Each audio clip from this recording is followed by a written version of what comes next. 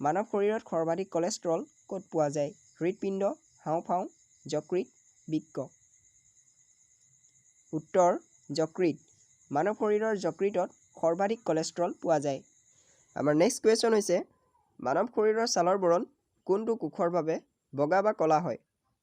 Pheomelanin, কেৰাটিনকাইট, melanin, চিমেণ্টোপ্লাষ্ট।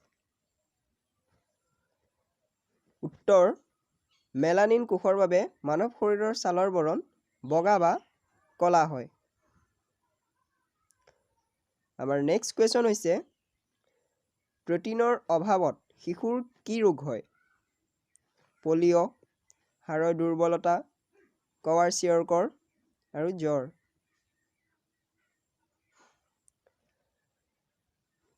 উত্তৰ প্ৰটিনৰ অভাৱত শিশুৰ কোৱাৰচিয়কৰ ৰোগ হয়। আমাৰ নেক্সট কুৱেশ্যন হৈছে মধুমেহ ৰোগ শৰীৰত কোনটো হৰম'নৰ অভাৱত দেখা দিয়ে?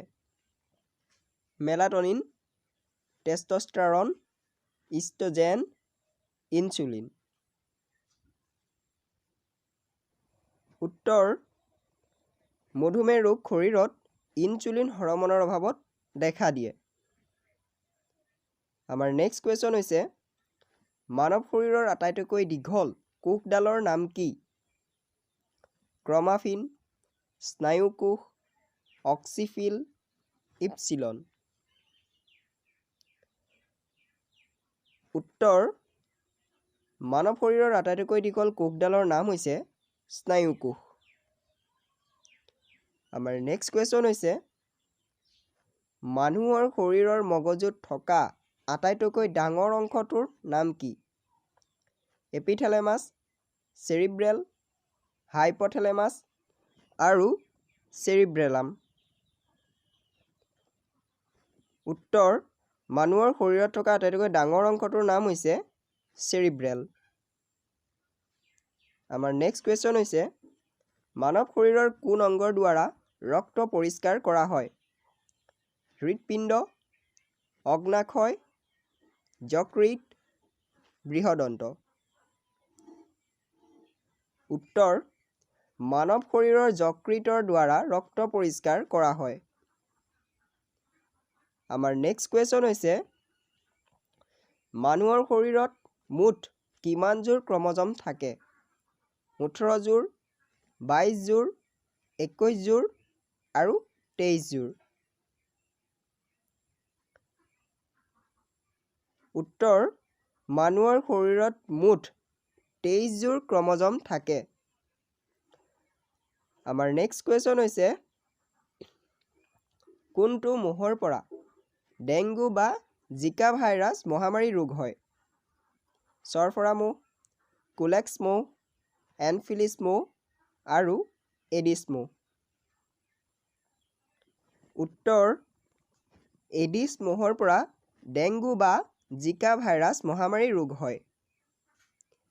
আমাৰ নেক্সট কুৱেশ্যন হৈছে লালটিত থকা মুখ্য উৎসেচকবিধৰ নাম কি? লাইচেছ, টায়লিন, পেপচিন, হাইড্ৰলিচিছ।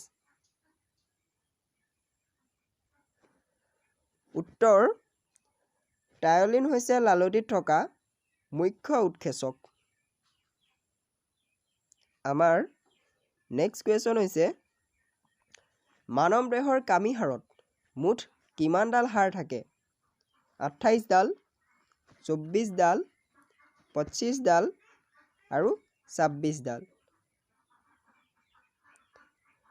উত্তৰ মানৱ দেহৰ কামি হাড়ত মুঠ 24 ডাল হাড় থাকে। আমাৰ নেক্সট কুৱেশ্যন হৈছে মানৱ শৰীৰত মুঠ কিমানডাল মাংসপেশী থাকে? 639 ডাল, 649 ডাল, 672 ডাল, 680 ডাল।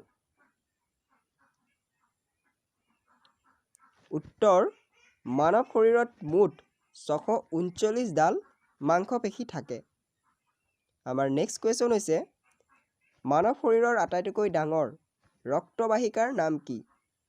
ধমনী, শিৰা, মহাধমনী আৰু উপশিৰা।